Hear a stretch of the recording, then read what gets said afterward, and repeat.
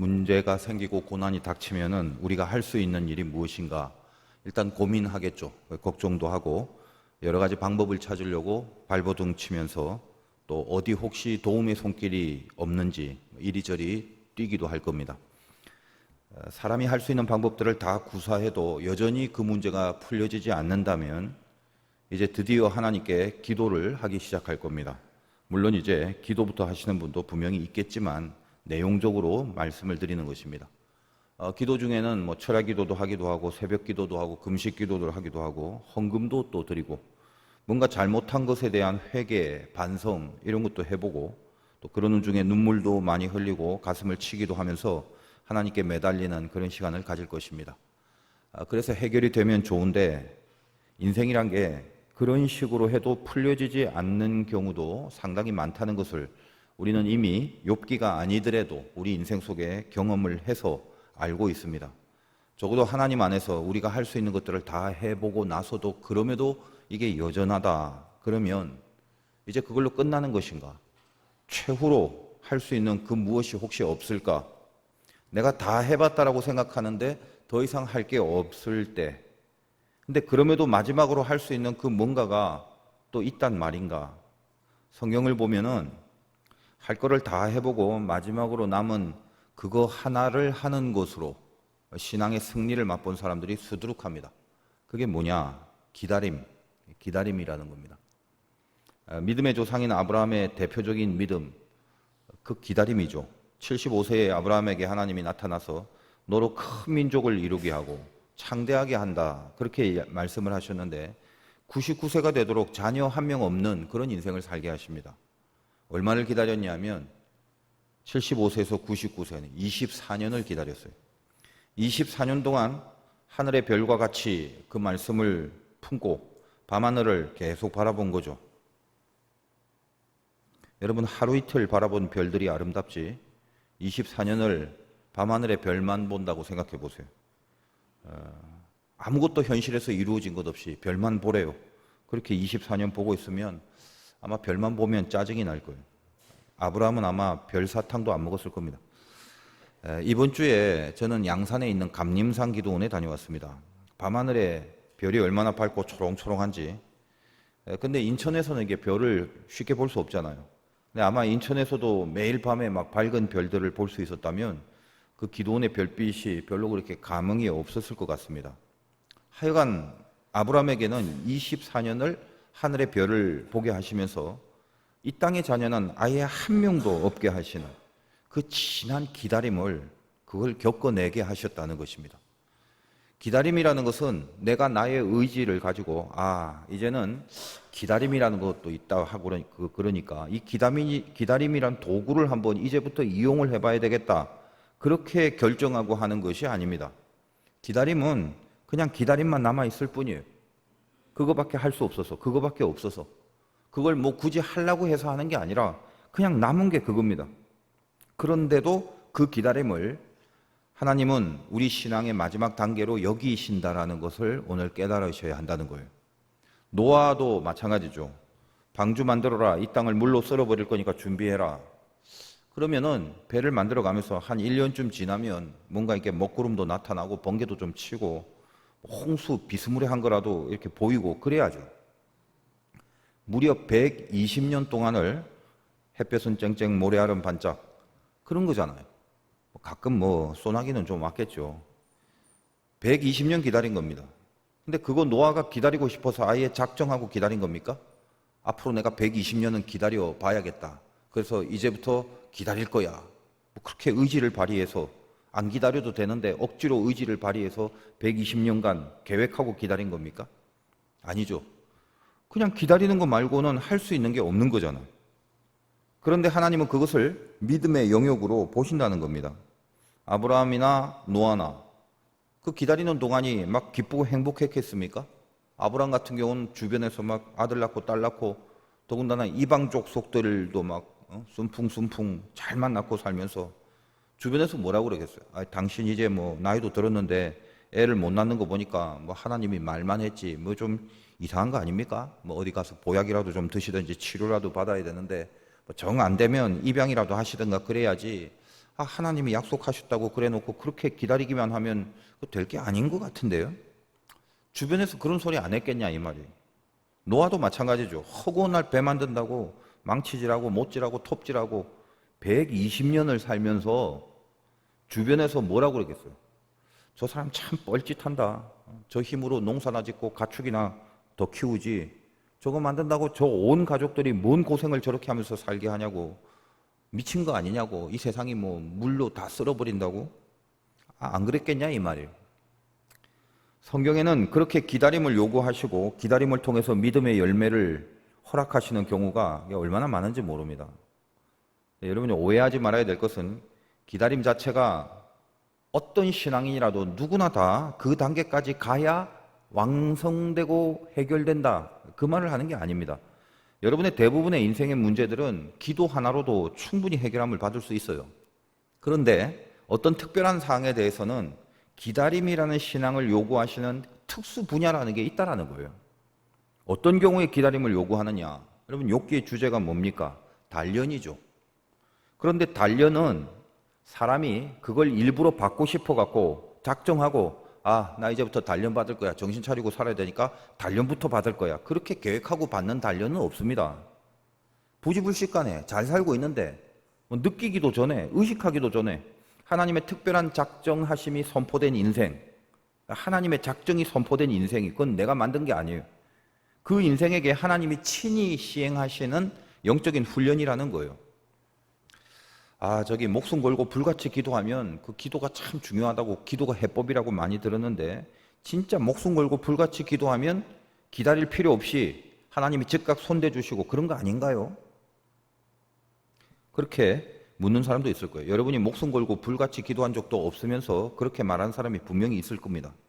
그러나 아무튼 혹시 하나님 나는 기도할 만큼 다 한 것 같은데요. 보셨잖아요. 그런데도 제가 기다려야 하는 건가요?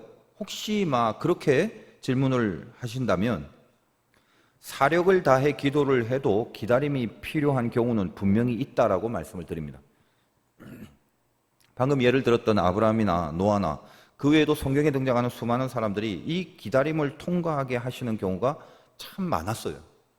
특별한 분야가 있다는 것입니다. 특별히 단련이라는 부분에 있어서 그렇다는 것입니다. 이제 다만 중요한 것은 내가 이 기다림을 진짜 기도를 하고 나서 계속 기다리는 건가? 아니면 기도도 안 하고 혹은 하더라도 대강 하고 그냥 무작정 그냥 기다려보자 이렇게 기다리는 건가? 거기에 이제 중요한 차이가 있습니다.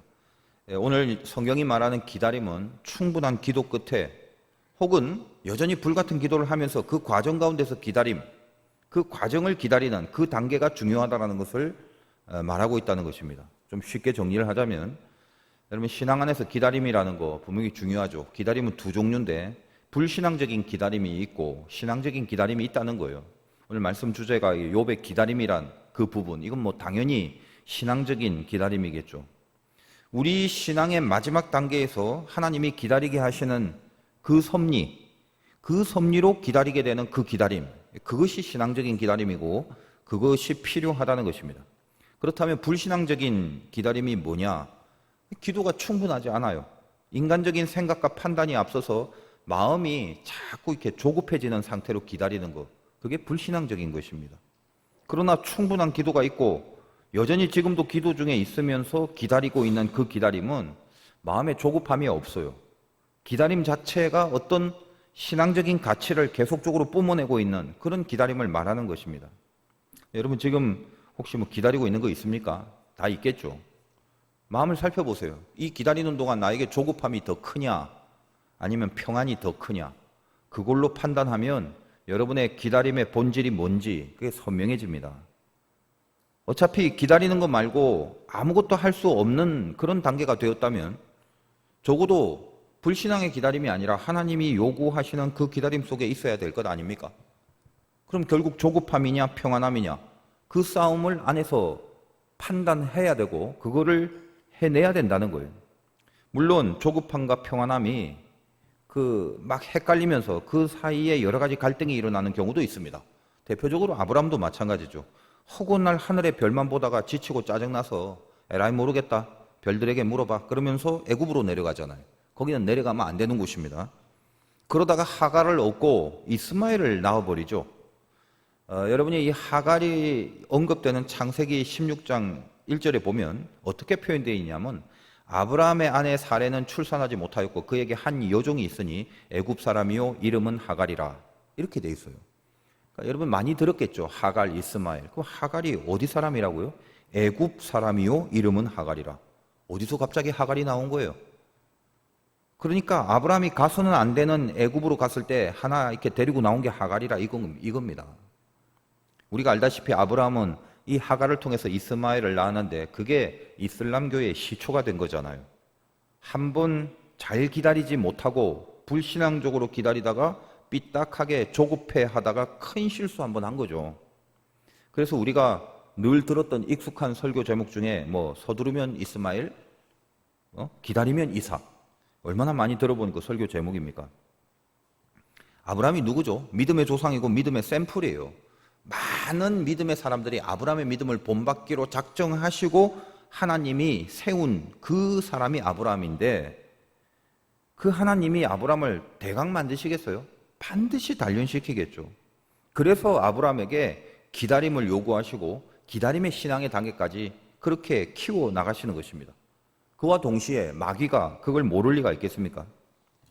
여러분도 마찬가지예요. 단련을 위하여 하나님이 어떤 특별한 부분이 있어서 반드시 기다리게 할 때가 있는데 그러면 기다리면 되는 건데 그걸 기다리지 못하게 하는 마귀의 공격이 반드시 있습니다. 왜? 마귀는 알아요. 마지막 기다림의 단계까지 가서 완성되어질 것을. 그러니까 마귀의 공격이 어떻게 오겠습니까? 마음을 조급하게 만들어 놓는 거지. 조급함이 왜 생기는 줄 아십니까? 기다리면서 의심 때문에 생기는 거예요. 간단해요. 야, 이거 지금 너 기다린다고 될 일이냐? 마귀는 그렇게 들어옵니다. 그 기다려봤자 뭐 선한 게 나오겠어. 지금까지 기다렸으면 됐지 않냐? 이제 그만 기다리고 다른 방법으로 빨리 해봐야 되지 않냐?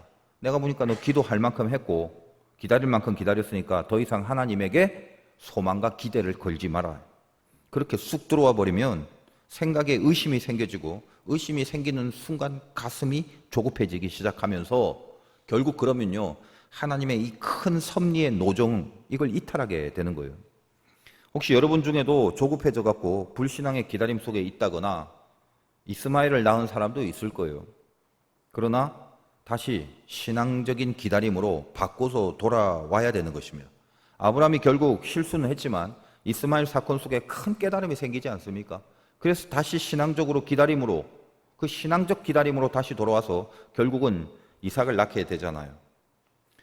저나 여러분도 이스마엘에서 다시 이삭을 낳게 되는 역사가 있어야 된다는 것입니다.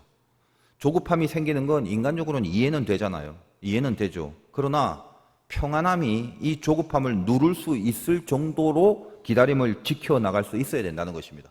사람이 연약하니까 조급하지 않을 수는 없어요. 근데 안에서 어떤 싸움이 일어납니까? 평안함. 하나님을 신앙적으로 기다리기 때문에 항상 평안함이 조급함을 누르고 평안함이 조급함보다 세게 그렇게 기다릴 수 있는 그런 자세로 지킬 수 있어야 된다는 것이죠. 조급함이 더 강해지면 반드시 나타나는 증상이 있어요. 뭐냐? 기도가 작아져요. 기도 시간이 짧아지고 기도의 깊이가 굉장히 얕아져 버립니다. 깊은 집중이 잘 안 되고 기도의 자리에 가 있긴 해도 마음이 자꾸 흔들리고 중심이 잡혀지질 않게 되는 거라고요. 그래서 이 시점에서 여러분 기도에 대한 깊은 메시지를 깨닫기 바라요. 진짜 기도가 뭐냐? 진짜 기도는 이룰 수 있는 힘을 주는 게 아니라 기다릴 수 있는 힘을 주는 것입니다. 이런 문구들은 주보 여백에 적어두고 사시기 바라요. 뭐라고요? 이룰 수 있는 힘보다 기다릴 수 있는 힘. 그게 사실은 진짜 기도가 주는 아주 강력하고 깊은 영성입니다. 이제 여러분이 잘 생각해야 돼. 조급함이 생기는 이유, 의심이라고 그랬죠. 그 의심이 왜 생깁니까? 물론 마귀가 주는 거죠. 근데 마귀가 왜 그 의심을 주냐고요. 모든 기다림의 목적을 오로지 자기 자신만을 위하는 마음으로 살아가기 때문에 영적으로 이렇게 빵꾸가 나버리는 거예요. 모든 기다림은 오로지 자기 자신만을 위한 마음으로 그렇게 기다리며 살아가는 사람. 여러분, 하나님이 왜 기다리게 하시는 겁니까? 그분의 깊은 뜻을 다 알 수는 없지만 공통적으로 모든 자녀들에게 기다리게 하시는 그 모든 것에 공통적으로 분명한 건 있어요. 그게 뭐냐? 합력하여 선을 이루시는 섭리 때문에 그런 거거든요. 보통 우리가 응답이 즉각적으로 떨어지는 응답도 꽤 있습니다만 많은 부분은 우리의 기도가 이 응답의 시기가 혹은 그 타이밍이 기도하는 것보다는 늦어지거나 길어지는 그런 것들이 훨씬 많습니다. 근데 그런 이유 중에 어째서 그렇게 길어지고 늦어지는 것 같이 여겨지냐? 우리 인간들은 우리 시간과 우리 상황만 생각해요. 그런데 하나님은 단 한 명, 나 하나를 다스리고 나 하나를 통치할 때도 이 온 우주를 다 생각해서 모든 것이 다 합력하여 선을 이루시는 그런 통치를 하거든요. 그 유명한 나비 효과라는 과학 이론이 있습니다. 버터플라이 이펙트, 이 이론이 뭐냐면 중국에 있는 북경, 이 중국 북경에서 나비 한 마리의 날갯짓이 다음 달에는 미국 뉴욕에서 태풍을 발생시킬 수 있다는 과학 이론입니다. 나비의 날갯짓이 그 뭐 느껴질 수도 없는 그런 바람 아니겠습니까? 근데 그 날갯짓 한 번에 지구 반대쪽에서 태풍이 일어나기까지 그 가운데 있는 수많은 역학관계와 그 연결된 작용들을 우리가 어떻게 알 수 있겠습니까? 하나님은 우리 한 명을 다스리는 섭리조차도 온 우주와 주변에 있는 모든 사람과 모든 역사를 다 염두에 두고 하시는 분이라는 걸 잊지 말라는 거예요. 그래서 응답에는 거의 대부분 시간이 필요하기 마련입니다. 합력하여 선을 이루시려고 전부 두루 가장 좋은 선함으로 가게 하기 위해서 그렇다는 거예요. 합력하여 선을 이루려고 하는 그 이유는 또 무엇입니까? 당연히 완벽하고 흠잡을 데 없이 이끌어 가시기 위함이죠. 왜 하나님은 그렇게 완벽하고 흠잡을 데 없이 우리를 이끌어 가셔야만 됩니까?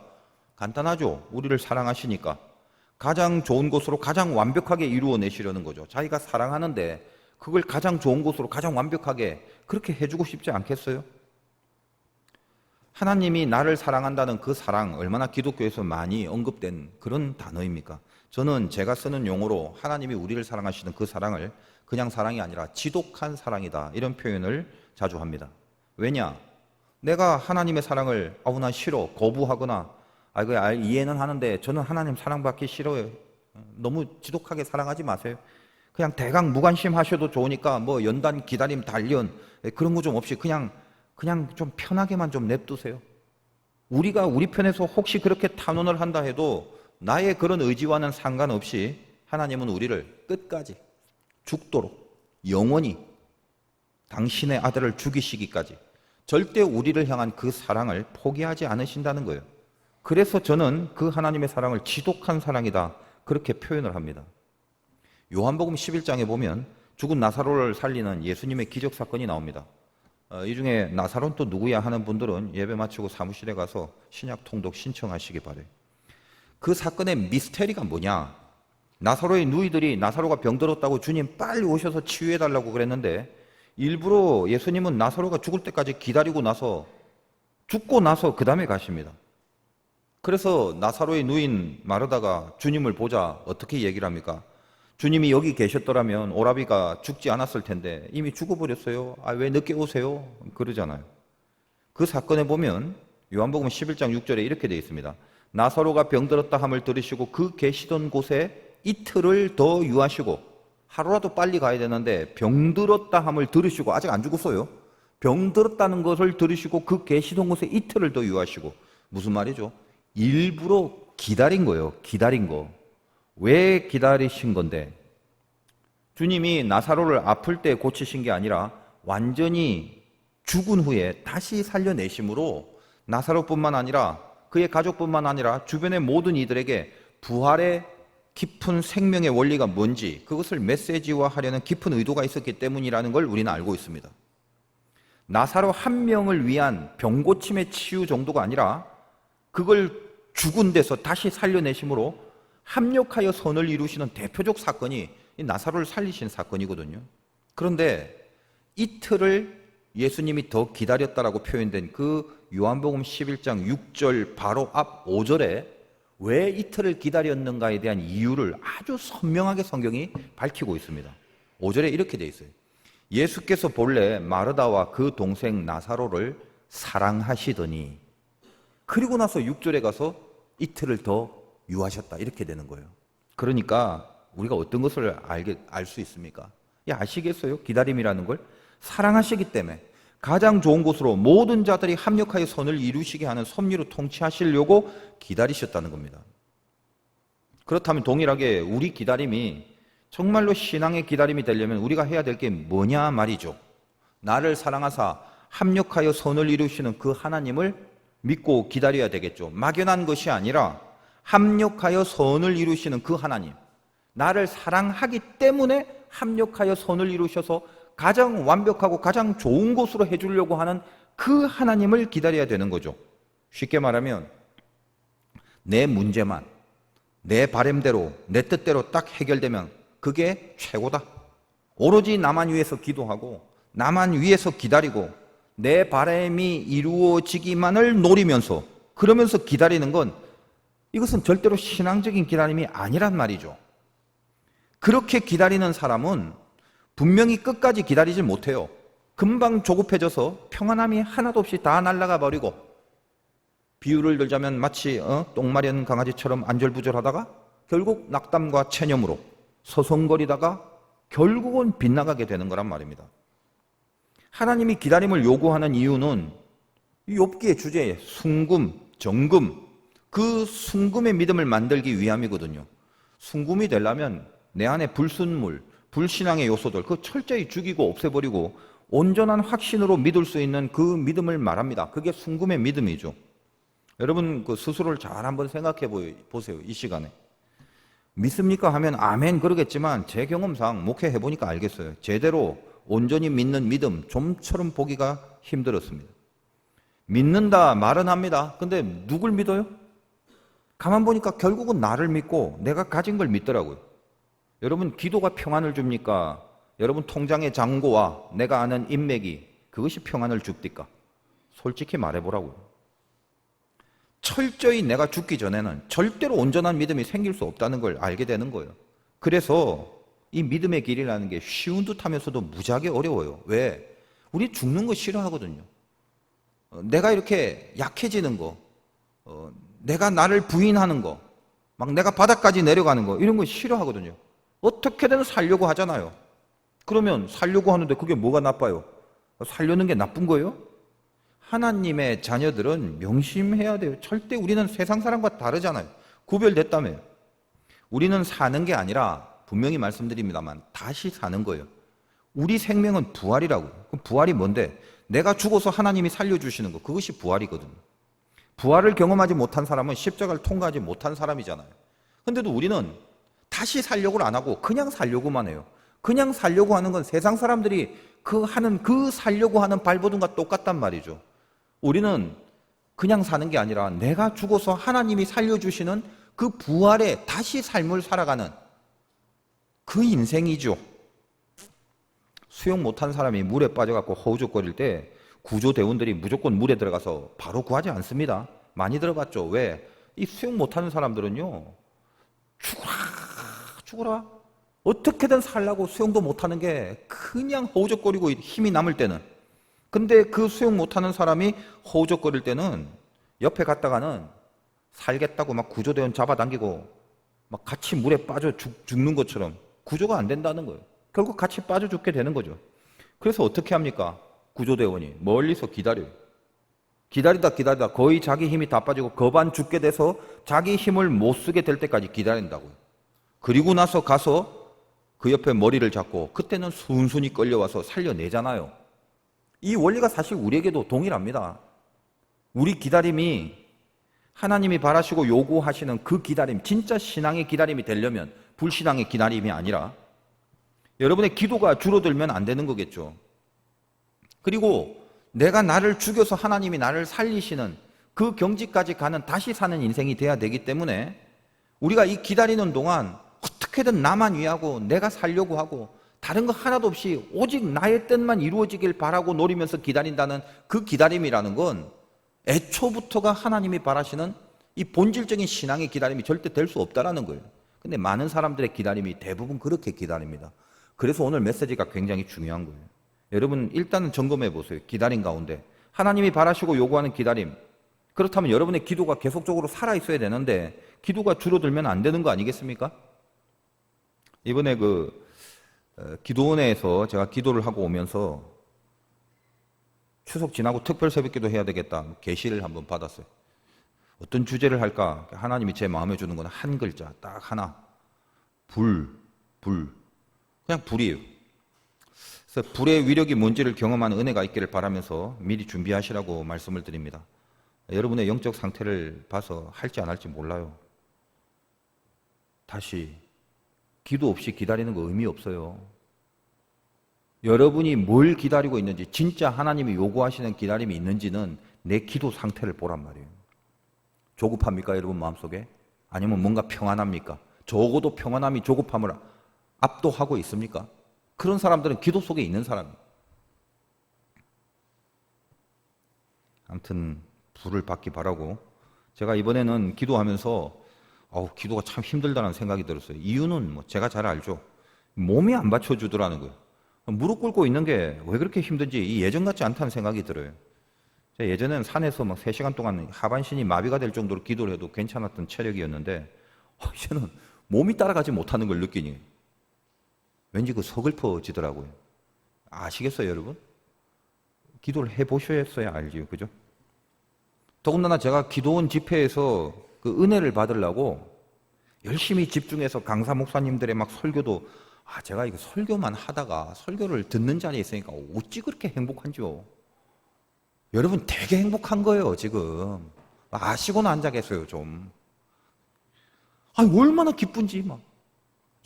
내가 세상에 귀로 막 말씀을 듣는구나. 힘을 얻으려고 이제 앉아갖고 듣고 있다가 정말 왜 그렇게 은혜가 안 되는지. 이게 전문가가 참 힘들 수밖에 없어요. 이게 어쩔 수 없는 거죠. 자꾸 이렇게 틀린 말을 하고 성경 해석이 바르지 못한 자꾸 비판이 제가 들고요. 그러니까 제가 아예 모르면, 여러분들처럼 모르면 그냥 뭔 소리를 해도 아멘 아멘 하고 있으면 좋은데 그런 마음으로 받아들여야 되는데 이게 워낙에 저는 잘 아니까 은혜를 받기보다는 뭐 비판이 더 생기고 틀린 게 자꾸 들어오고 스스로 이게 교만한 저 자신에게 참 자괴감을 많이 느끼게 돼요. 힘들더라고. 근데 제가 은혜가 되었던 것이, 그리고 이제 저는 이번에 굵직한 저 자신을 위한 기도가 있어갖고 그 기도를 하려고 갔는데 하나님이 아무튼 이상하게 저를 위한 기도는 하나도 못하게 하시는 거예요. 근데 왜 이러지? 몸이 힘들어서 그러나? 안 되는 거예요. 몇 가지 굵직한 분명한 기도 제목이 있거든요. 그래서 마음 잡고 그 멀리 있는 기도원까지 가서 제가 감림산 기도 말씀드렸지 않습니까? 고등학교 때 그 칠흑같이 어두운 밤에 십자가 불빛 하나 보면서 여러 번 넘어지고 상처나고 그러면서 간신히 올라간 기도원이라고. 그래서 멀었지만 제가 가는 내내 마음속에 오히려 이 먼 것이 마음속에서 긴장을 하고 내 자신을 이렇게 추스리는 그런 시간이 될 정도로 그렇게 마음을 잡고 간 건데, 저를 위한 제 기도 제목을 놓고는 기도가 하나도 안 되는 거예요. 마음이 답답해지니까 뭐 또 영적으로 풀려질 기미가 안 보이는 거죠. 기도하러 갔다가 막 너무 힘이 들어요. 휴가 한 번 더 갔다 와야 돼, 진짜. 그러다가 안 되겠다.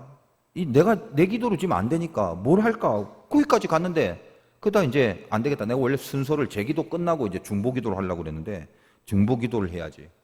내 코가 석자라도 일단 내 양들을 위한 기도부터 하자. 그렇게 생각을 하고 기도를 들어갔는데 이게 사람의 영적인 부분은 참 희한해요.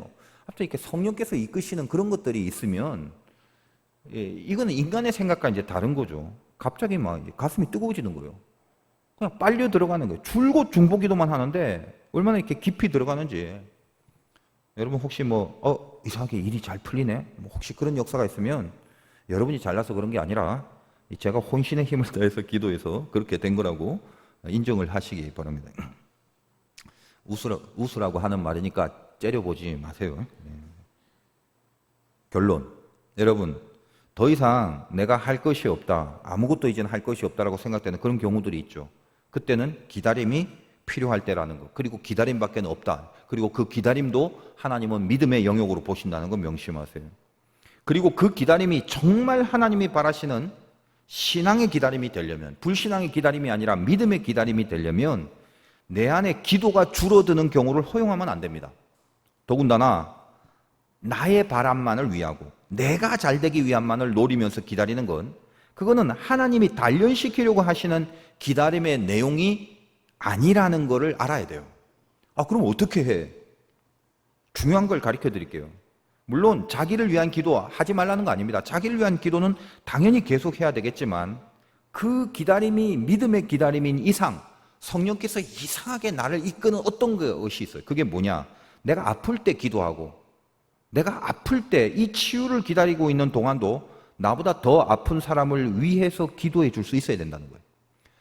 내가 뭔가 가진 게 없을 때, 그것 때문에 기다려도 모자랄 때, 그런데도 더 가진 게 없는 사람을 위해서 기도해 줄 줄 알아야 돼요.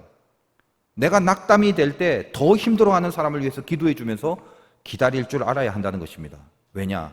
이렇게 중보하는 영성이야말로 자기만을 위한 기다림이 아니라 하나님의 마음처럼 모든 이들에게 합력하여 선을 이루는 그 합력된 모든 사람들에게 하나님의 선을 이루게 하시려는 그분의 심정에 부합한 신앙이기 때문에 그렇다는 거예요. 오늘 이 정말 중요한 영적 원리를 말씀해 드리는 거니까 명심하시기 바라요. 여러분, 아브라함이 이스마엘을 낳고 실수를 하잖아요. 그러나 곧 다시 신앙의 기다림 속에 들어가서 나중에 다시 그 하나님의 기다림 속에서 이삭을 낳게 하는 은혜를 받게 되잖아요.